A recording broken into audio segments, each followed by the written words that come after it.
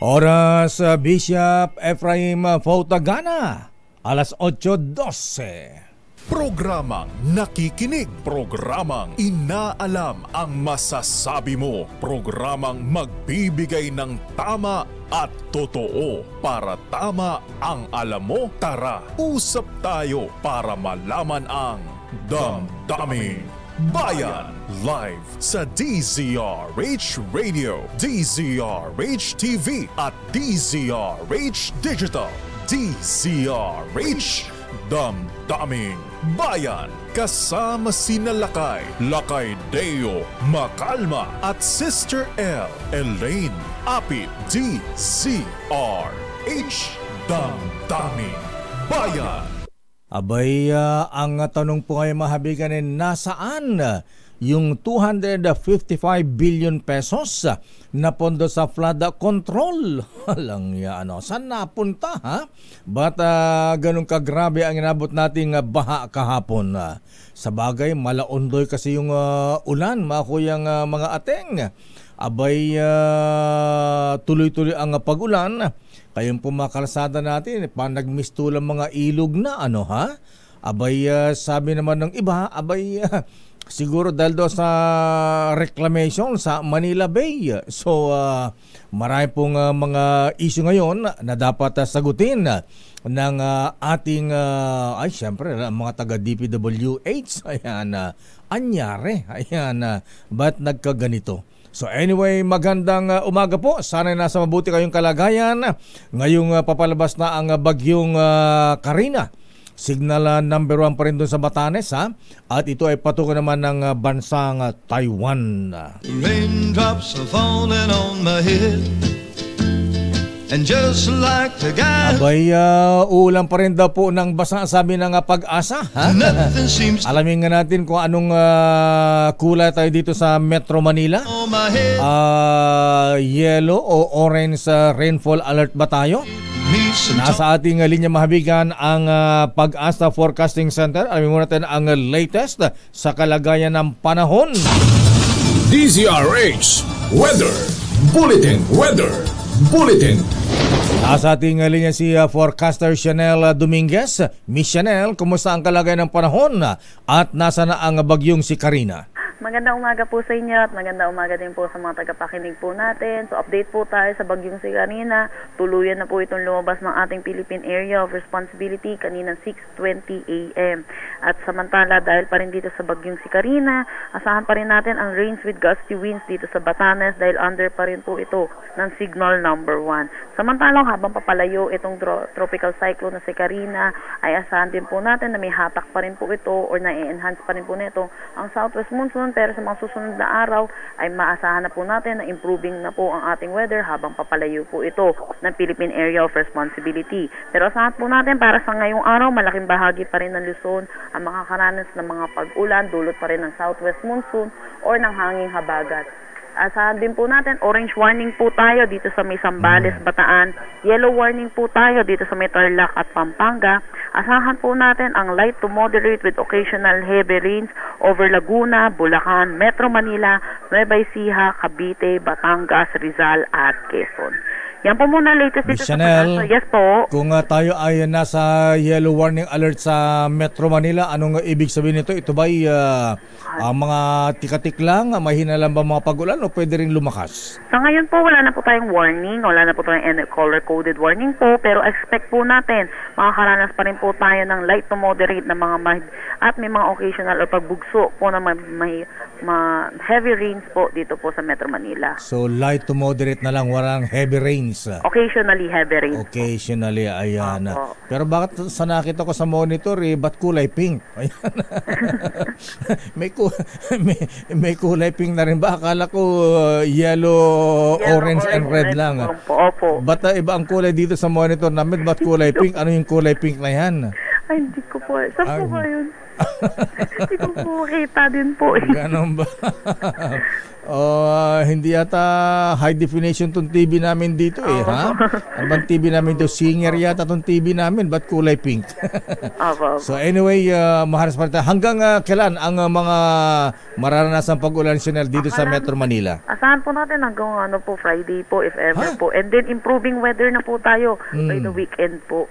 Hanggang bukas pa, Friday. Ha? Opo. Pero Sa weekend po, asahan po natin, siguro sa umaga po medyo maulap pa po. Pero improving weather na po tayo. So mga Sunday, makakapaglaban na po siguro Ayun. ating mga kababayan po. Makapagpatuloy na ng mga labada. Opo. Ayan, Miss Chanel, maraming salamat. Thank you and good morning. Maraming salamat din po. Maganda umaga po. Miss Chanel Dominguez, forecaster ng Pag-asa. Raindrops are falling on my head. Ayan na mga misis ha, yung mga labada natin. Abay, handa na hanggang bukas pa ang mga pag-ulan. Ayan. Sabado maulap pa raw. Ayan, linggo pa aaraw. Keep falling. Abay, magandang umaga sa ating mahabayang nasa evacuation centers. No? Kawawa naman ito ba kababayan natin? At yung mga nalubog ang kanilang mga kotse. Naku, Diyos ko pong mahaba Ginoo ha. Sana mabayaran sila ng insurance. Naku, malulugi ang mga insurance companies nito. At good morning Malacanang Mr. President. Abay, Miss Ret, ano ang latest ha? Mukhang lilipad mamaya ang Pangulong Bongbong Marcos ha? Abay, gagayahin si Vice President Inday Sara Duterte Carpio na lumipad na kahapon. Kaya lang General Marbil, grabe ka naman ha? Alang yan naman, foul naman yung ginawa niyo sa Campo Crame sa PNP General Marbil ha? Sabi yun daw pag alis ng police security ni Vice President Sara, ala daw personalan. Naku, obvious naman General, sana inuna yung tinanggalan ng mga security, yung mga opisyal ng Pogo ha? Pati ba naman security ng Vice President kung wala kayong respeto sa Vice Presidente ha? Kay Vice President Inday General Marbil ng PNP.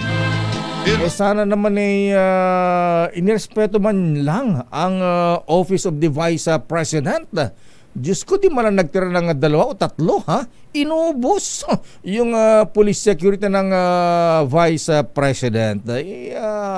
General, foul na yan. Damdamin Bayan. Sandali lamang alamin natin ang latest sa mga nga pala ha. Abay, Senator Bong Revilla, ang chairman ng Public Works Committee ng Senado. Gising na po ba kayo ha? Abay, dyan sa Cavite, grabe rin ang mga tinamaan ng baha kahapon. Abay, ipapatawag daw yung mga taga DPWH yung pong mga nangalaga sa flood control. Ayan, nasaan ang 255 billion? Ayan, sabi ni Kadaning Ramos ha? Ayan, so anyway, abangan natin. Siguro dapat ma-audit din nga pala ha? Alam po nyo, marami kasing dyan Mr. President ha? Mr. Speaker Romualdez, alam nyo ba na marami mga distrito sa Metro Manila kahit hindi naman mataas, ayan, kahit hindi naman kailangan ng flood control, may mga malalaking budget ng flood control ha?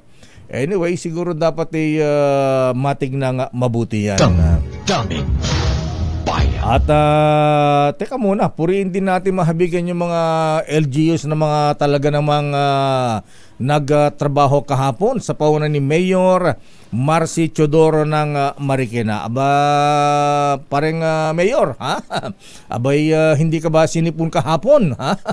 Abay, grabe itong mamang ito ha? Talaga namang basang-basa sa ulan. At talagang hands-on ika nga. Talagang tinutukan po mabigyan ang buong Marikina, lalo na ang Marikina River siyempre ha? Abay, dyan po ang grabing pagbaha kahapon, ala Ondoy. At hindi na naman si Mayor Marcia ang nagtrabaho rin kahapon. Abay, purihin din natin itong si Mayora, ha? Si Mayor Jeannie Sandoval ng Malabon. Abay, namamalat na ang boses kahapon, mga kaibigan. Ayan, pare-pa rin po ang bigay ng report sa sitwasyon dyan sa Malabon. At si Mayor Wes Gatchalian ng Valenzuela. At yung sinong batang mayor ng Nabotas, Mayor Chanco, ha? Anak mo ba ito, Congressman Toby Chanco, ha? Totoy na totoy, ha? Mas bata pa yata kay Mayor Vico Soto. Abay, si Mayor Vico ay nagtrabaho rin pala kahapon, ha? Abay, yung nabalaho, ha? Yung bards na tumama dun sa Manalo Bridge, dyan sa may Caroncho Street, dyan po sa boundary ng Pasig, ayan, Manggahan Pasig, at dyan po sa Quezon City, likod ng malapit sa Eastwood. Raindrops are falling on my head. And just like the guys, Ilan ba, Giselle, ang naitalang namatay? Nakalungkot, ano, ha? seems to Anday pong namatay, may mga nalunod ng kuryente, my head and they may nabagsakan ng puno at natabunan ng lupa. Nagkaroon po ng landslide. into the Diyan sa may Nasugbu, Batangas ba yun? Governor Mandanas, itong mga kababayan natin din dyan, ano, ha? he's done. He's sleeping. At alamin nga natin ang, kayong mga golfers, ha? Yan, sabi ng Pag-asa, They keep on. uulan pa rin ang basa, kaya huwag mo na matigas sa ulo. Huwag mo na matigas sa ulo. I know. Pahinga muna kayo, ha? Yan, dahil ngayong maulan pa rin, ha? Whoa, Basa ang golf course. Umapaw ang mga tubig doon, yung mga bunker, may tubig-tubig na yan, parang Boracay yan, ha? Ang maglalaro daw ng golf ngayon ay tatamaan ng kidlat. Hindi, biro lang. keep falling on my head. Alamin nga natin kung ilan nga ba ang namatay mabigyan dahil sa pagsalanta ng bagyong Karina kahapon. Na sinabayan pa ng habagat. I'm never gonna. Nako, meron palang namatay sa Pasay. Kuyang Rolly Masangkay, abay, di ba kayo binaha dyan sa Marikaban? Retiradong sundalo nalunod sa baha sa Pasay City. Patay ang retired soldier. Wawa naman, ano, bakit di marunong lumangoy, ha? Sa bakit kung retired na, baka may kaedaran na ito, ha? Itong si Giselle, ikaw ba, Giselle, natulog na? Aba, itong si Giselle Ricafort, basang-basa din ang beauty nito kahapon, ha? Dahil sa coverage ay sinagawa po natin. Soon be Arrest number 15, Giselle Ricafort, please come in. Giselle. Lakay, patay nga yung isang retiradong sundalo matapos malunod sa baha sa barangay 183 lungsod ng Pasay. Sa panayam ng DZRH News kay Major Adnan Khalid, commander ng Pasay City Police Substation 9, kinilala yung 61 anyos ng biktimang si Reynaldo Silapan. Ayon naman sa anak ng biktimang si Jayron, may isinasalba lang daw na gamit yung kanyang tatay sa kanilang basement. Pero hindi na raw ito nakabalik sa taas ng bahay at nang babain nila ay nakita nilang wala ng buhay yung dating sundalo. Posible raw na nadulas yung kanyang tatay kaya nalunod ito sa hanggang tao ng baha sa kanilang basement. Sa darating ng lakay at inaayos na yung mga labi ng biktima sa Military Ordinariate of the Philippines sa Villamor, Pasay para sa Burol. Ito si Giselle Ricafort para sa Giselle, DZRH Una sa Lakay. umikot ka sa Pasay. Anong lugar sa Pasay ang pinakagrabeng tinamaan ng baha kahapon? Isa lakay sa pinakanapuruhan yung barangay 184 sa lungsod. Ang sa panayam natin kay Kapitana Julie Barameda ay nasa 600 kabahayan yung nalubog sa baha. Sumama tayo lakay sa rescue team nila sa pag-iikot, sumakay tayo sa bangka.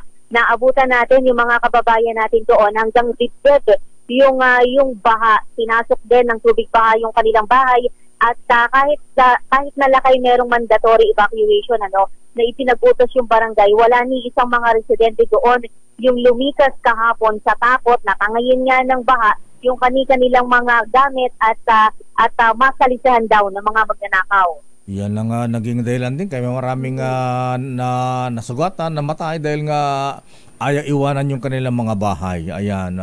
Nagpasaklolo, late na. Ayan, malalim na ang tubig. Pati Coast Guard, nahirapan na Admiral Balilo, ha?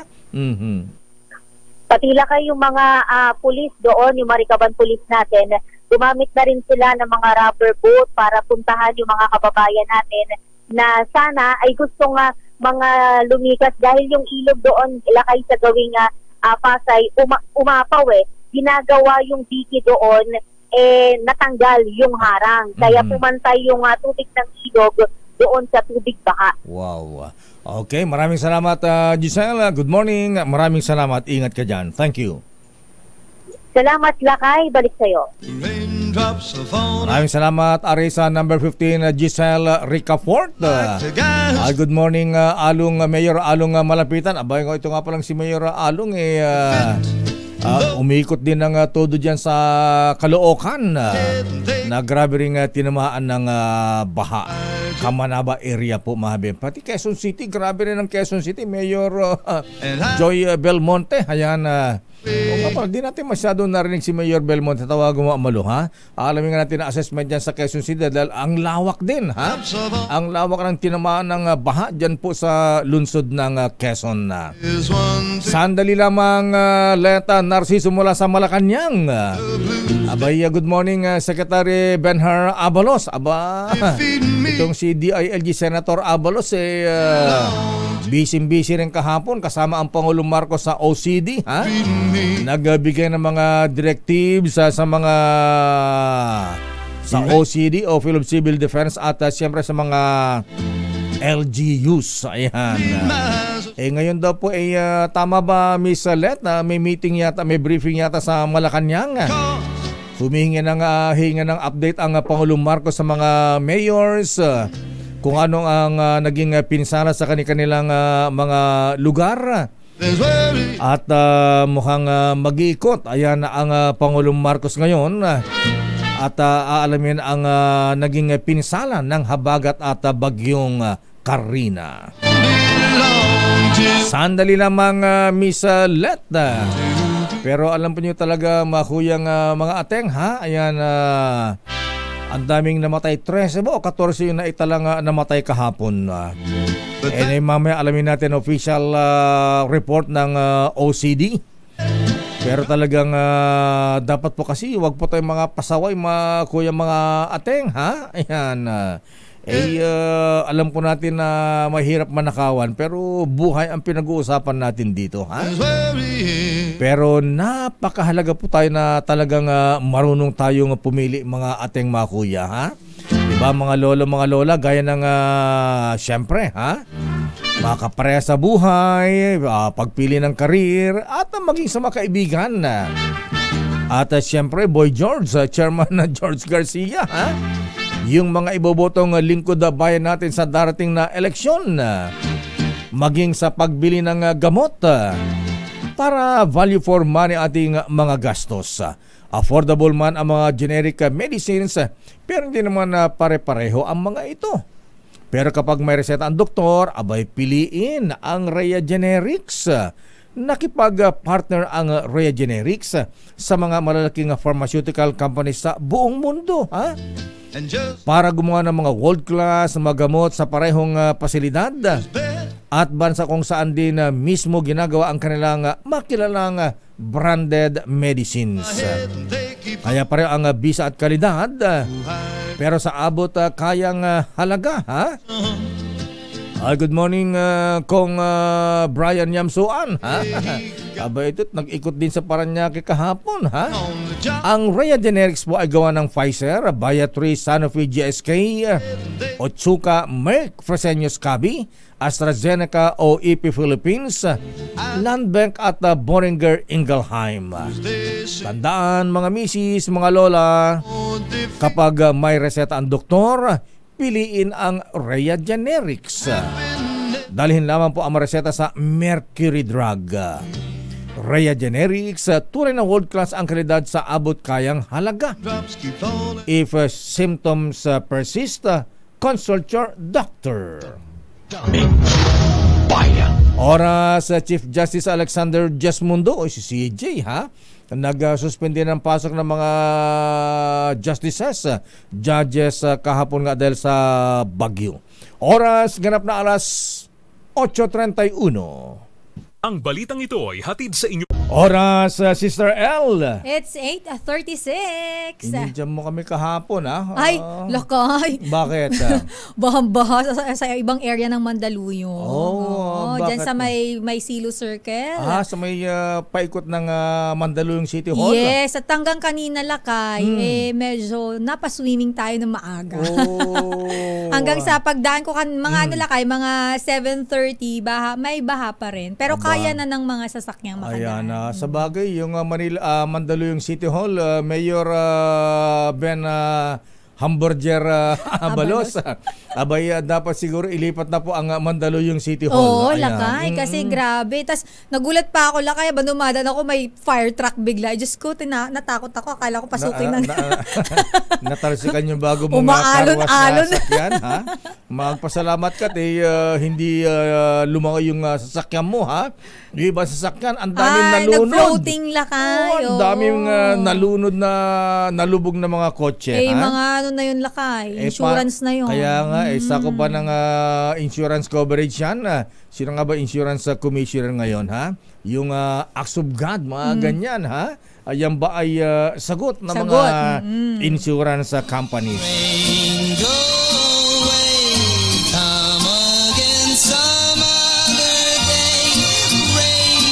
Good morning, Secretary Kong Dong Mendoza, ha? Abay, kumusta ang liaison natin sa Senado at Kongreso, ha? Sa mga priority bills ng administrasyon. Medyo busy ngayon ko yan. Samantala, alamin nga natin, Sister L, ang schedule ng Pangulong Marcos ngayong araw ng Huwebes. Oo, dahil lakay, for sure ang Pangulo ay may mga pupuntahan yan dahil marami mga kababayan natin ngayon ang in-evacuate lakay. Napuyat din kagabi yung mama. Ang Pangulo. Ang hirap ang monitoring lakay. Ano ba mga dapat gawin? Siguro, ang hirap nung gano'n, no? Opisyal ka, presidente ka, o kaya mayor. Napan mo sa monitor, yung mga binabaha. Diyos ko, ha? Yung kahapon nga lang lakay, ang matindi kahapon, yung mga nire-rescue at nagpapa-rescue lakay. Oo. Si Rear Admiral Arman Balilo nga ng Coast Guard, hilong talilo na sila, ha?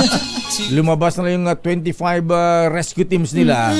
Abay, pag kami pupuntahan, bago makarating doon sa tunay na sadya, ha? Mayroong madadaanan. May madadaanan pang dapat i-rescue, kaya medyo natagalan din lakay yung pag-rescue sa iilan. Pero trendy, alam mo ba lakay, may trending ngayon. Anong trending? Na isa sa mga nagre-rescue kahapon, ang aktor na si Gerald Anderson. Dati sikat niyan si Angel Locsin. Si Gerald lakay, undoy pa lang, talagang nagre-rescue na siya. Ganun ba? Ngayon, reservist na siya lakay. Talagang anong ni-rescue niya? Saan siya nag-rescue? Hindi ko alam lakay yung area niya, pero ito lakay, mayroon din yung mga video lakay na mga netizen mismo lakay ang nag-upload. Hindi mga staff niya or what, pero naispatan siya ng mga netizen. Nagsuswimming yan lakay. Talaga? Oo. Saan Labas lugar? tayong video niyan ni Gerald. Mayroon tayong video niyan lakay. Ako may nakita kong video online kahapon. Talagang siya, hinihila niya yung lakay, ang tawag doon? Yung speedboat. Hindi speedboat. Yung parang rubber boat? Parang rubber boat. Rubber boat. Rubber boat. Siya yung lumalangoy lakay, hinihila niya. Talaga? Talo siya ni Senator Lito Lapid. Sandali lang ito, maikwento ko lang ng konti ito, ha? Hindi ko alam kung anong klaseng bagyo yun. Nung kasagsagan ng lahar pa nung binagyo dyan sa Pampanga River. Ayan. Abay, may tinatangan ng Agos dun naka-chopper ang Lito Lapid. Parang alam ko yung kwento na yan, hindi shooting ito, ha? Totoo po yan. Ayan, may tali sa katawan. Ayan, nilipad ng helicopter. Kinanon. Sinagip yung yung tinatangay ng tubig. Ayan, agos ng tubig. Pero alamin natin ang latest mula sa Malacanang. Ano ba, andyan na ba ang mga Metro Manila Mayor sa Malacanang, Let? Ha?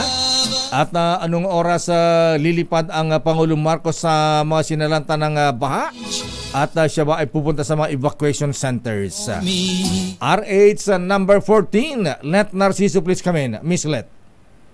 Lakay Sister L, mag-iikot si Pangulong Ferdinand Marcos Jr. sa mga naapektuhan ng malawakang pagbaha sa Metro Manila at ilang karatig probinsya. Partikular na sisilipin ng Pangulo ang evacuation center sa Valenzuela at Bulacan. Ito'y para personal na makita ang sitwasyon ng mga apektadong pamilya at ang pinsalang idinulot ng sobra-sobrang pag-ulan.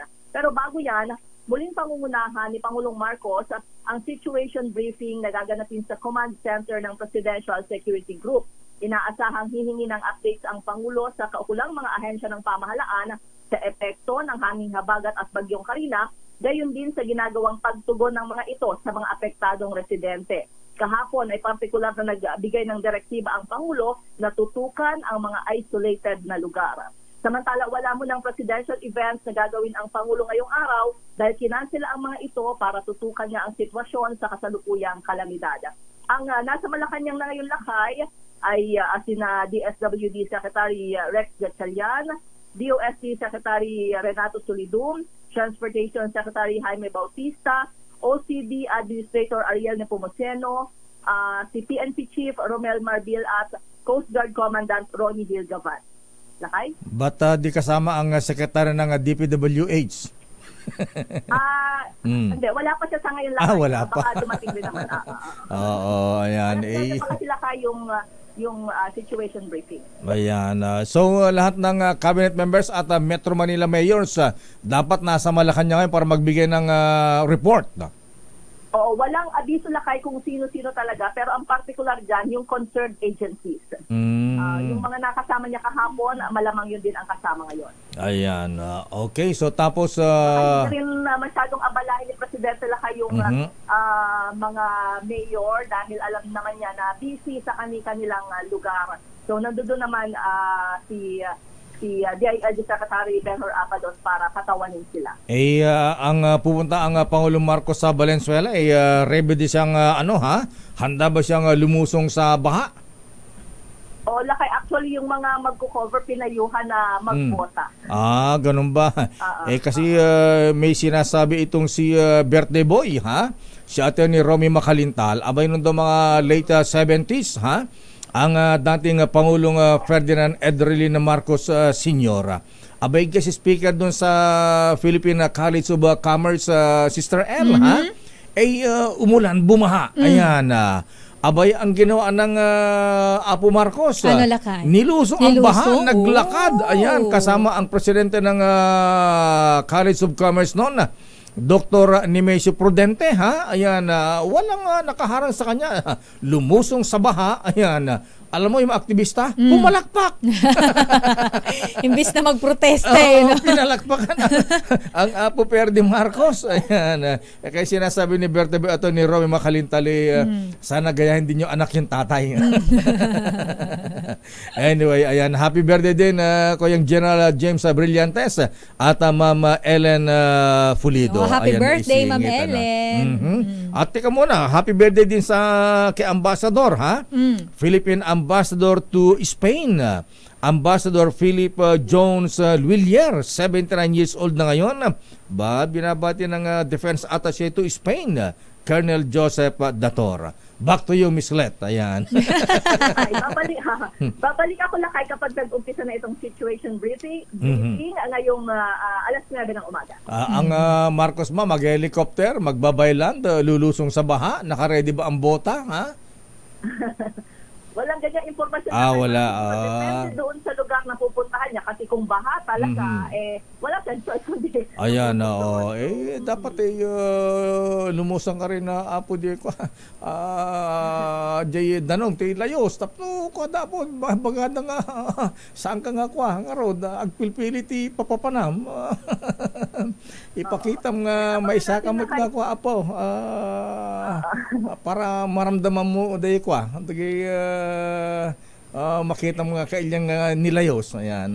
Sensya ka na, Spanish yan. Wala ko maintindihan. Miss Let, may naintindihan ka ba? Bala na si Apo Lucas Bersame na mag-interpret niyan. Okay, sige, Miss Let. Valenzuela, ha? Ayan, baka magtampo si Mayor Jeannie Sandoval. Hindi ba pupunta ng Malabon? Wala pa lakay, wala pa abiso tungkol dyan.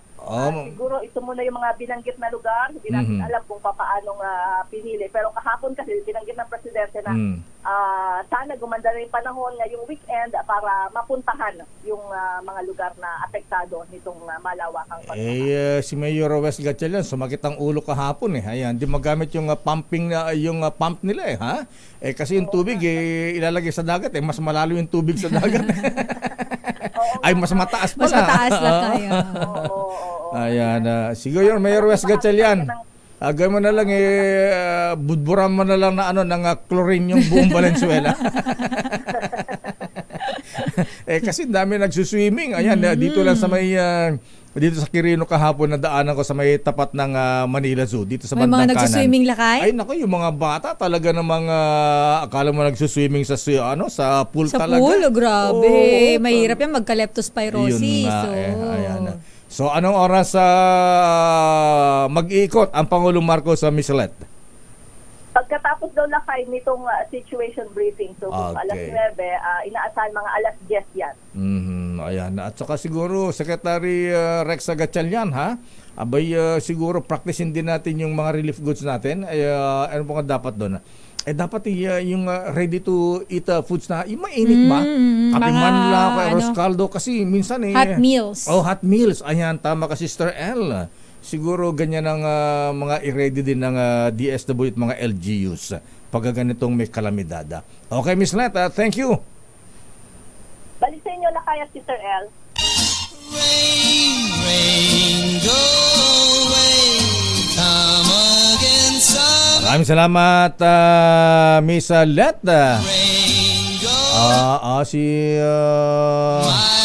ayun lang pala, Miss Let, hindi mo nakita Secretary Manny Bunoan Nandiyan na pala. Nandiyan na pala sa Malacanang Pero grabe talaga, ha? Ayan, pero grabe lakay, Ang tindi ng baha dito sa Metro Manila. Ay, sinabi mo. To the point na may sinisi na itong si Senator Migs Subiri. Anong sinisisi? Yung reclamation. Naku, patay tayo dyan. Kasi, di ba, lakay, ang tindi ng baha dito sa area ng Pasay kahapon. Kaya yan yata ipapaliwanag ni Secretary Bunoan mamaya, ha? At saka si DNR Secretary Tony Yulo Loizaga. Time after time. Babalikan natin lang pang mga reports. Standby Raymond Dadpaas. Abay, may session ba ngayon? Walang session ngayon.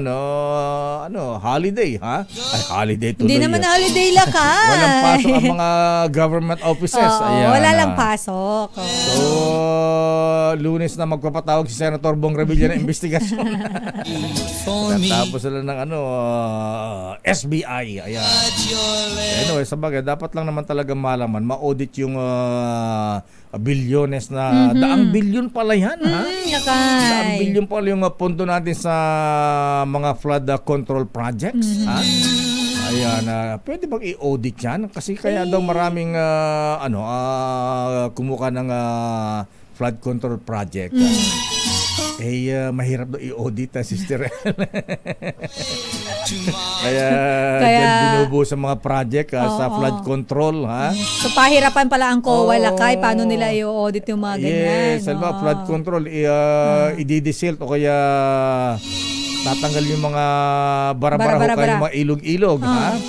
Paano mo i-quantify yun? Paano mo i-audit yan? Oras, Sister L. It's 8:50. L.